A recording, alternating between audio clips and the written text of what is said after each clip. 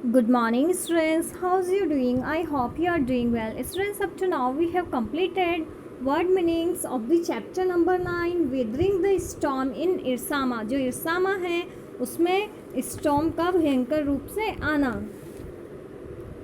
Students, this is chapter number 6 in your book Moments. Today we will start reading this chapter. This chapter is written by Harsh Mander. Weathering the storm in Irsama. The cyclone that hit Orissa in October 1999 killed thousands of people and devastated hundreds of villages.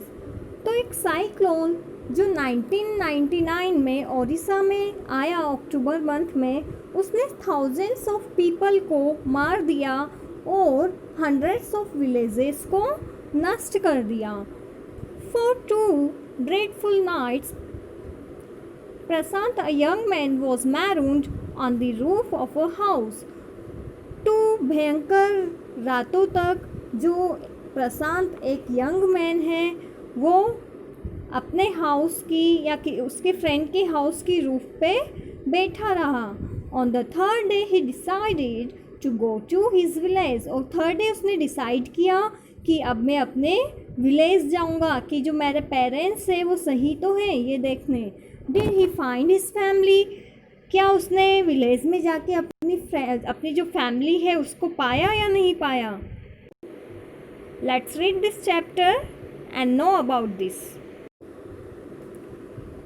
On 27 October 1999, 7 years after his mother's death, तो जो प्रशांत है वो 1999 में 27 अक्टूबर को अपनी mother की death के 7 years बाद had gone to the block headquarter of इरसामा. वो इरसामा की एक ब्लॉक हेडक्वार्टर में गया हुआ था. A small town in coastal Odisha. और जो इरसामा है ये ओडिशा के तट पे एक छोटा सा टाउन है. सम 18 किलोमीटर्स फ्रॉम हिज विलेज. और वो टाउन उसके विलेज से 18 किलोमीटर दूर था. To spend the day with a friend. वो वहाँ पे क्यों गया हुआ था. एक दिन अपने फ्रेंड के साथ बिताने के लिए. In the evening. अब इवनिंग में क्या हुआ जब वो वहाँ पे अपने फ्रेंड के पास गया तब. A dark and menacing storm quickly gather.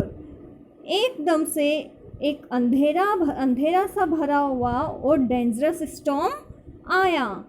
Winds beat against the houses with a speed and fury that Prasant had never witnessed before. तो जो हवाएं थी वो इतनी ज़्यादा स्पीड और फ्यूरी के साथ आ रही थी जो कभी प्रशांत ने देखी नहीं थी. ठीक है, तो इतनी ज़्यादा स्पीड और फ्यूरी मतलब एंगर जो था हवाओं में भरा हुआ वो कभी प्रशांत ने देखा नहीं था. Heavy and incessant rain. Incessant means होता है कंटिन्यू. ओके, तो हैवी और incessant rain fill the darkness. Means कि हैवी और कंटिन्यू जो रेन थी उनसे बहुत अंधेरा छा गया था. Ancient trees were uprooted and crashed to the earth. अब क्या हुआ जो बहुत पुराने ट्रीज थे वो जड़ों से उखड़ गए थे और वो क्रैश हो गए थे ज़मीन पे, मतलब ज़मीन पे गिर गए थे और टूट गए थे. Screams rent the air. Rent means होता है पियर्स, मीन्स कि छेद देना. ओके, जो आवाज़ें थी उन आवाज़ों ने जो हवाएं हैं उसको चीर दिया था, छेद दिया था. As people in houses were swiftly washed away. क्योंकि ये जो स्टॉर्म आया था इससे लोग और साथ में घर बह रहे थे. मीन्स कि ये स्टॉर्म और जो ये रेन थी ये अपने साथ में लोगों को और घरों को बहा के ले जा रही थी. The angry waters word into his friends house. अब जो वाटर था वो उसके फ्रेंड के घर में भी आ गया था. नेक डीप. और नेक तक पानी आ गया था. The building was of brick and motor. जो बिल्डिंग है वो ब्रिक की मतलब ईंटों की बनी हुई थी. एंड मोटर मीन्स होता है आयरन एंड सीमेंट. ओके, जो उसके फ्रेंड का घर था वो ईंटों का आयरन का मतलब लोहे का और सीमेंट का बना हुआ था, and was strong enough to survive the devastation of the winds velocity of 350 kilometre per hour. तो जो विंड 350 किलोमीटर पर आवर की स्पीड से चलती है, उस विंड से हुए डेवास्टेशन को वो सर्वाइव करने के लिए काफ़ी स्ट्रॉन्ग घर था। ठीक है, but the cold terror of the family grew with the crashing of trees. लेकिन क्या था, जो फैमिली है उसका जो डर है वो ग्रू हो गया, मतलब बढ़ गया, with the crashing of the trees, पेड़ों के टूट के गिरने के साथ ही। ओके, जैसे जैसे पेड़ टूट के गिरते जा रहे थे, that had got uprooted and fallen on their house. Okay, जो ट्रीज थे वो क्रैश हो रहे थे, मतलब टूट रहे थे, अपनी जड़ से उखड़ रहे थे और उनके घर की छत पे गिर रहे थे। उन पेड़ों को देखते हुए जो फैमिली मेम्बर है उनका टेरर, उनका डर बढ़ गया। Some time in the middle of the night damaging its roof and walls. और सम टाइम मतलब कि कभी तो इसने जो रूफ और जो वॉल्स है घर की उसको भी डैमेज कर दिया था। The crash destruction wrought by the cyclone and the surge of the ocean continued for the next 36 hours। तो ये डिस्ट्रक्शन जो ओशियंस की सर्ज मतलब लहरों और साइक्लोन की वजह से हुआ था वो 36 आवर्स तक कंटिन्यू चलता रहा। All the wind speeds had reduced somewhat by the next morning. हालांकि नेक्स्ट मॉर्निंग तक जो हवा है उसकी स्पीड कुछ कम हो गई थी। To escape the water rising in the house, Prasant and his friends family had taken refuge on the roof। तो जो वाटर घर में आ रहा था उससे बचने के लिए प्रशांत ने और उसके फ्रेंड की फैमिली ने जो उनके घर की रूफ है वहाँ पे रिफ्यूज ली, मतलब शरण ली। Prashant will never forget the shock he experienced at his first glimpses of the devastation wrought by the super cyclone in the grey light of the early morning। in the grey light of the early morning means होता है morning का जो हल्का सा उजाला रहता है उसमें super cyclone से जो तबाही आई हुई थी उस तबाही की झलक को जब प्रशांत ने देखा तो वो उसको कभी भूल नहीं पाएगा। मीन्स कि अर्ली मॉर्निंग की ग्रे लाइट में जो सुपर साइक्लोन से हुई तबाही की जो झलक प्रशांत ने देखी, उसने एक्सपीरियंस की, उसे प्रशांत कभी नहीं भूल पाएगा।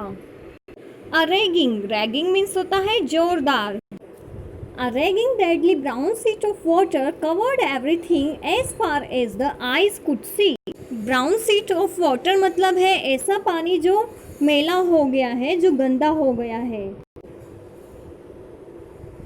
तो क्या था, जहाँ तक कि आंखें देख सकती थी, जहाँ तक कि दिखाई दिया जा सकता था, ये जो रैगिंग और डेडली मतलब कि जोरदार और मार देने वाला जो ब्राउन शीट ऑफ वाटर मतलब कि पानी की जो ब्राउन कलर की चादर थी उसने कवर कर रखा था। ठीक है, मतलब कि आगे का तो पता नहीं है, बट जहाँ तक कि आंखों से दिखाई दिया जा सकता था वहाँ तक ब्राउन कलर की जो पानी की चादर थी उससे पूरा एरिया कवर था। तैर रही थी। हाँ, तैर रही थी।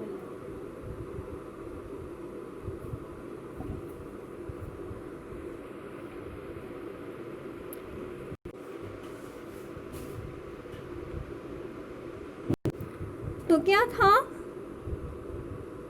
जो एनिमल्स है और जो ह्यूमंस है उनकी बॉडीज़, उनकी जो शव थे, डेड बॉडीज़ थी, वो फ्लोटेड हो रही थी हर डायरेक्शन में, मतलब वो तैर रही थी। All round even huge all trees had fallen, और जितने भी पुराने और बड़े ट्रीज थे वो गिर चुके थे। 2 coconut trees had fallen on the roof of their house, उनके खुद के घर की छत पे 2 ऑल ट्रीज जो है वो गिर चुके थे। This was a blessing in the disguise, ये एक रूप में एक वरदान ही था, एक आशीर्वाद ही था भगवान का। क्यों था आशीर्वाद? Because the tender coconuts from the trees kept the trapped family from starving in the several days that followed, क्योंकि जो भी फंसी हुई फैमिलीज थी उनको भूखे मरने से ये जो टेंडर कोकोनट है इन्हीं ने रोका। दैट मीन जो टेंडर कोकोनट्स थे उन्हीं को खा के जो फैमिलीज़ है उनने आगे के आने वाले कई दिनों सरवाइव किया। For the next 2 days, Prasant sat huddled with his friend's family. Next 2 days तक जो प्रशांत है वो भी अपने फ्रेंड की फैमिली के साथ सिमटा हुआ रूफ पे, ओपन रूफ पे बैठा रहा। They froze in the cold and incessant means होता है कंटिन्यू, रैन। वो लोग जो है कंटिन्यू रैन और कोल्ड से ठंड के मारे जम चुके थे। The rain water washed away Prashant tears, और जो पानी का जो बरसात का पानी है उसी से जो प्रशांत के टीयर्स है वो वॉश हो गए थे, मतलब कि वो दिख नहीं रहे थे उसके पानी की वजह से। The only thought that flash through his mind was weather his family had survived the fury of the super cyclone. तो जो बात प्रशांत के माइंड में आई उस टाइम पे वो बात क्या थी कि क्या उसकी जो फैमिली है उसने इस सुपर साइक्लोन की फ्यूरी में सरवाइव किया होगा, मतलब कि इतना तेज़ जो साइक्लोन आया है क्या उसकी फैमिली बची होगी। Was he to be bereaved once again. Stress जो बिरीव्ड है, बिरीव्ड का मीन्स होता है suffering from loss of someone, okay, किसी की मृत्यु या गम से पीड़ित होना। प्रशांत ने सोचा कि क्या वो अब बिरीव्ड होने वाला था, कि अब वो अपने घर वालों की मृत्यु से या उनके गम से पीड़ित होने वाला था। ऐसा किसने सोचा? प्रशांत ने।